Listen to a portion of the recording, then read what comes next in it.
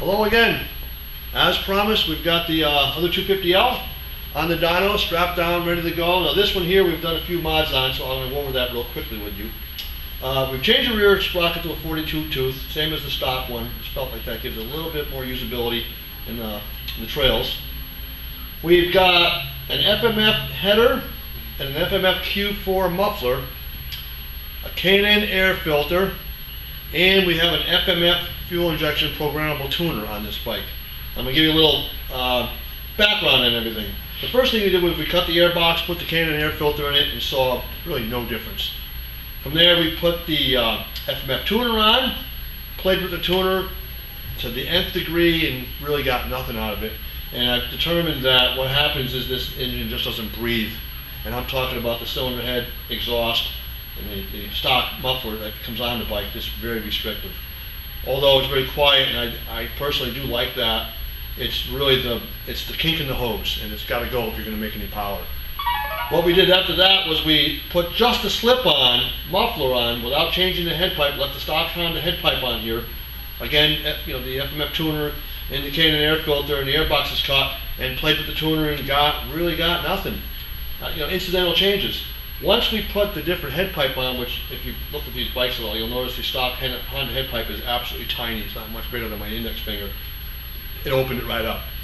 But what we discovered then was that that's when the tuner became really critical to this. And what we began to do was adding fuel all through the curve and really picked up quite a bit. So the stock bike, if you remember in the previous video, we did about 18 horsepower with the rear wheel.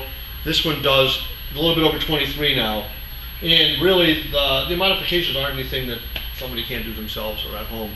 What we're going to offer, though, is we are going to offer a FMF tuner that will tune with these mods that you can just bolt on and go, because we've spent a lot of time with this tuner on the dyno finding out what works, where it peaks out, where it's about best. So we'll be able to offer that. In fact, we can offer it to you right now. We've already done it. So I'm going to run this on the dyno, and you'll just get a chance to see what it looks like on the dyno, and then we'll show you the screen when we're done, and that'll be it.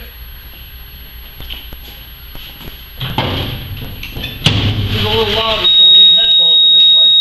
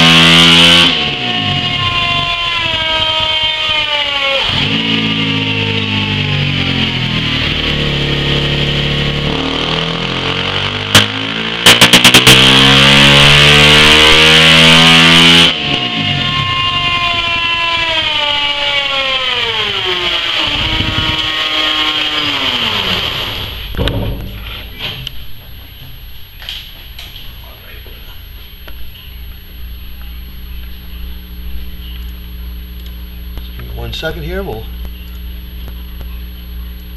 get this on the screen for you.